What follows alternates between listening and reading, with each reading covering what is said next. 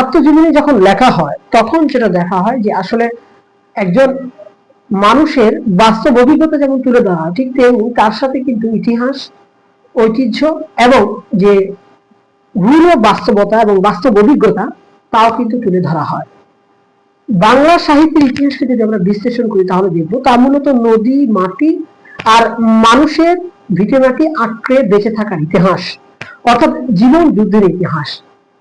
আত্মজীবনে এক্ষেত্রে আত্মজীবনী সাহিত্যে এমন এক অনন্য ধারা যেখানে কেবল একজন ব্যক্তির দিনপঞ্জি ফুটে উঠবে না, বরং ফুটে ওঠে একটি সমসাময়িক সময়ের সমাজের সামাজিক প্রেক্ষাপট, অবলুপ্ত হয়ে যাওয়া সংস্কৃতি, হারিয়ে যাওয়া গ্রামীণ জনপদ এবং এই রূপসী বাংলার চিরায়ত প্রেম বেদনার ছবি।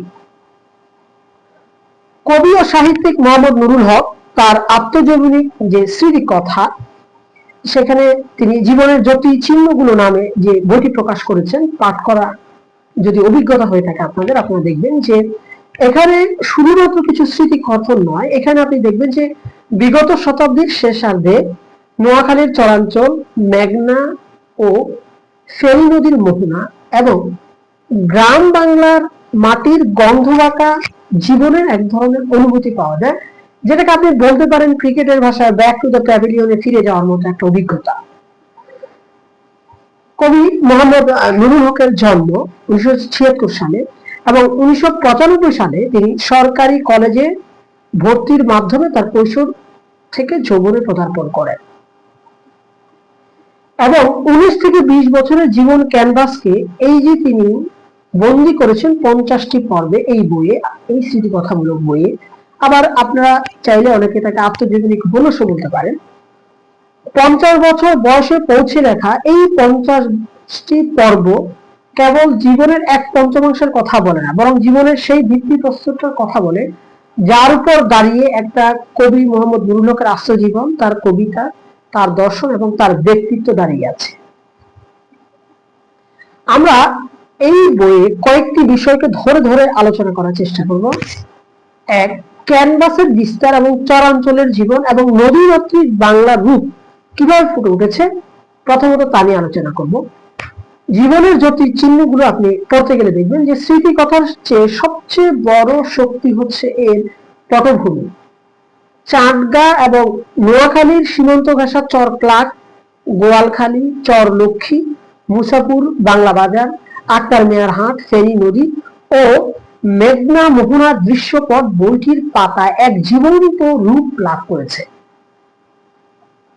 লেখক চরাঞ্চলের জীবনকে অতি নাটকীয় ভাবে উপস্থাপন করেছেন বস্তুনিষ্ঠ ভাবে, যেখানে 3 দিক থেকে নদী বেষ্টিত একটা চর সবুজ পাতা যেন জোয়ার ভাটার তালে সে ধূল খায়, কখনো ডোবে কখনো ভাসে।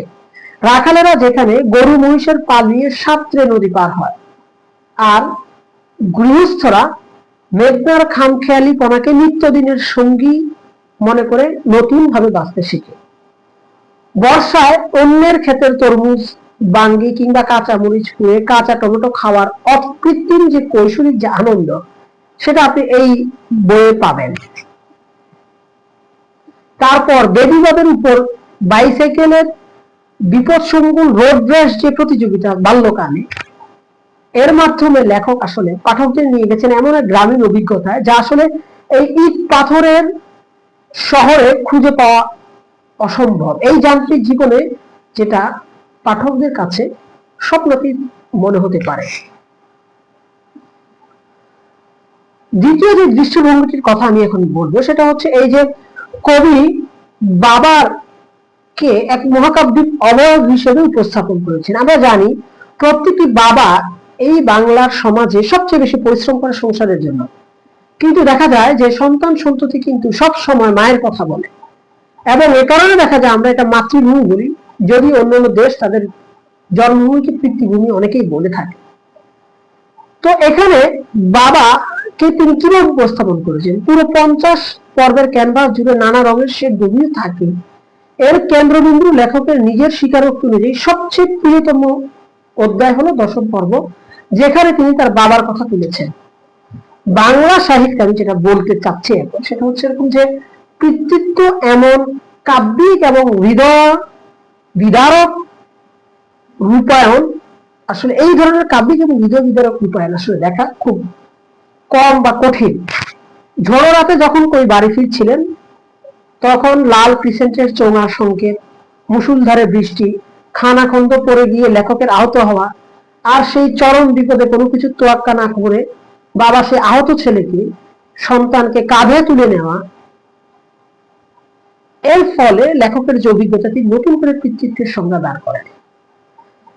তিনি বলেন, আস্ত পৃথিবীকে যেভাবে আহার নিদ্রাশূন্য একটা মহিষ যুগ যুগ ধরে বলা হয়ে থাকে তার দুই শিঙে বহন করে চলছে, তেমনি বাবাও তার বিশাল কাঁধে আমাকে তুলে নিয়েছেন। এই কাঁধের সন্তান যতদিন থাকে ততদিন বিশ্বভুবন, এই বিশ্বভুবনে কোনো অশুভ শক্তি তার ক্ষতি করতে পারে না। তিনি গ্রিক দেবতা হারকিউলিসের চেয়ে বেশি দৃপ্ত, উজ্জ্বল এবং বীরোত্তম বলে বাবাকে সম্বোধিত করেন বা সম্বোধন করেন। বাবার প্রতি এই শ্রদ্ধা, আকুতি এবং সুরক্ষিত আশ্রয়ের যে অনুভূতি, পরবর্তীতে এই অনুভূতিটাই লেখক জীবনের মূল জ্বালানি হয়ে কাজ করেছে এবং জীবন সংগ্রামের মূল চালিকা শক্তি হয়েছে অনেকটা বোঝা যায়। বাবার দেখানোর পথে হেঁটেছেন তিনি একটা নির্দিষ্ট সময় পর্যন্ত গ্রামীণ থাকা অবস্থায়, কিন্তু সেই পথ তিনি পেরিয়ে গেছেন। কিন্তু তার যে অভিজ্ঞতা, যে পুরানো চেহারা জুতা পরিয়ে মশা তাড়ানোর পারিবারিক স্মৃতি, বাবার সামান্যতম ভালোবাসার পর, সব মিলিয়ে বাবার চরিত্রটাকে এই বইয়ে রক্ত মাংসের মানুষ নন, বরং একটা ঈশ্বর তুল্য বট বৃক্ষ হিসেবে তিনি আসলে উপস্থাপন করেছেন।